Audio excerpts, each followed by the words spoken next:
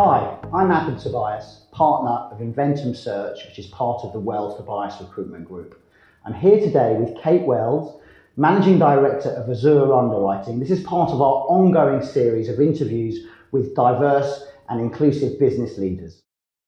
Kate, thank you very much for coming today. Welcome. Thank you for having me. You've had a brilliant career in the insurance industry, if I may say so, previously working at UIA, Marsh and AIG. Tell me about your current role as Managing Director at Azur Underwriting. So Azur Underwriting is a relatively new company, set up in September 2016. Myself and my team came over from AIG, and really our desire was to reinvent the way that insurance is transacted. You know, we really feel the insurance industry is ripe for a change.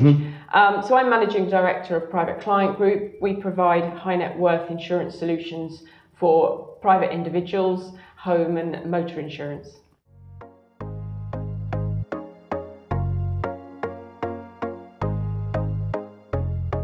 Have you felt supported as a woman in industry?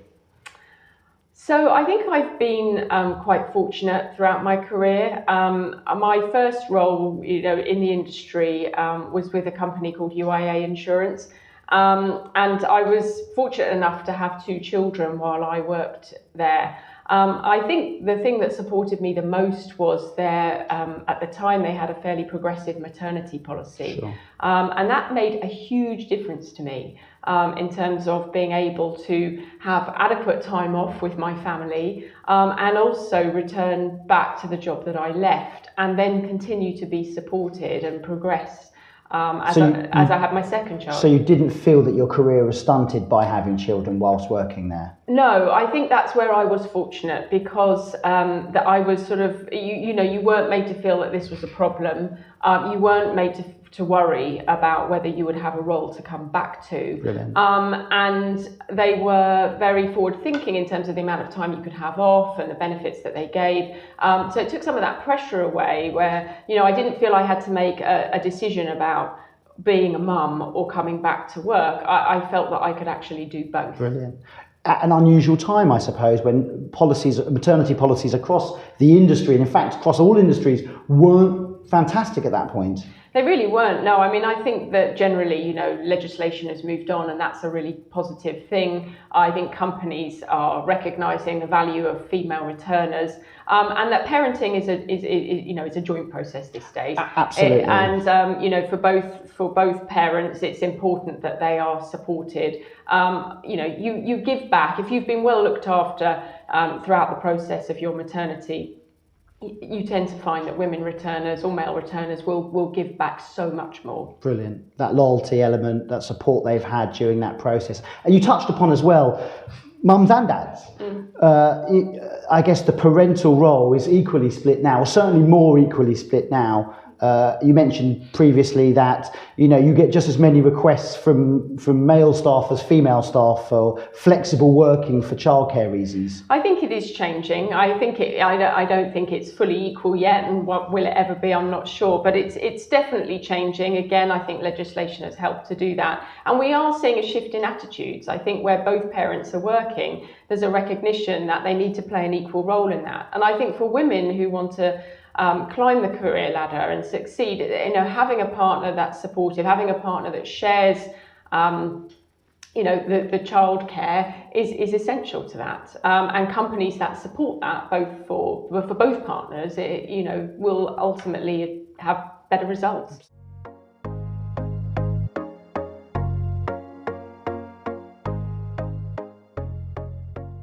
Kate, we've been really impressed at Inventum Search about the inclusive culture that you have built at Azur Underwriting. Tell me, how have you achieved that? I think in a number of ways. Firstly, I think it's something that's very high up on our agenda. It's something that we talk about. It's sort of become intrinsic to our culture internally. Secondly, I think really working with partners that share our values.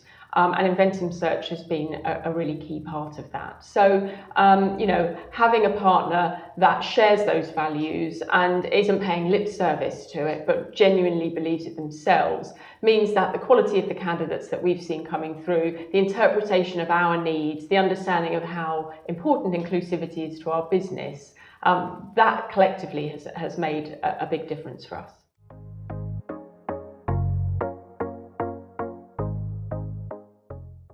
Have you faced challenges as a woman in a traditionally male industry?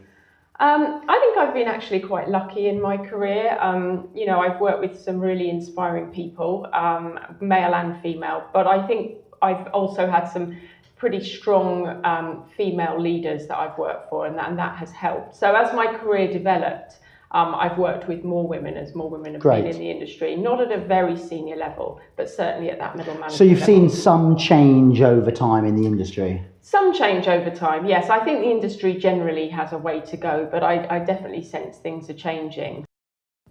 Kate, do you think there's been a glass ceiling for women in the insurance industry? I don't think necessarily a glass ceiling. I'm not sure what the right terminology is, but I think there's been a definite dropping off point where I think, equal numbers of men and women have entered the industry. And as you rise up that sort of level of seniority, you definitely see women fall away, and studies have shown that. I think the reasons for it are complex. Often women are, having children or needing to provide some sort of a caring role. And there's a number of reasons why that happens. But generally, I don't think it's exclusive to insurance. Sure. There is a noticeable lack of female CEOs, board members, sort of C-suite executives. I've certainly seen that myself. It's rare that I get to speak to a female CEO or COO, even though there has been some changes in the industry. We talked earlier a little bit about the Lloyd's of London holding up the mirror report, which was an analysis or a snapshot, if you like, of where the insurance industry is now and perhaps where they'd like to get to. And diversity in all forms seems to be very high up on the agenda. Have you seen much change in an inclusive or a diverse workforce in insurance? I think it's starting to happen. I think there's a much greater awareness now in the industry, and that's sort of partly because it's woken up to the fact that diversity and inclusion is a good thing, and partly because it's sort of being forced upon companies with things like the gender pay monitoring. So there's a spotlight really on the whole issue that people can't ignore anymore. So yes, I think there are changes. I think it's going to take time for those changes to come through, and I think it's no good just talking about it or explaining why you have a gender pay gap. That needs to translate into real actions. Companies need to demonstrate what they're doing, take some of the learnings from the gender diversity reports that are out there, and actually put actions in place to make that happen. There's a lot of data out there showing that correlation between a diverse organisation, diverse workforce, and company performance. And I think you're right, that message starts to be coming through. Diversity is good for business. Inclusion is good for business. It's not just a moral or an ethical viewpoint, even though obviously that's massively important. But actually enacting real change needs a commercial driver, I believe. Kate, thank you so much for today. Really enjoyed talking with you, and I wish you and Azur continued success.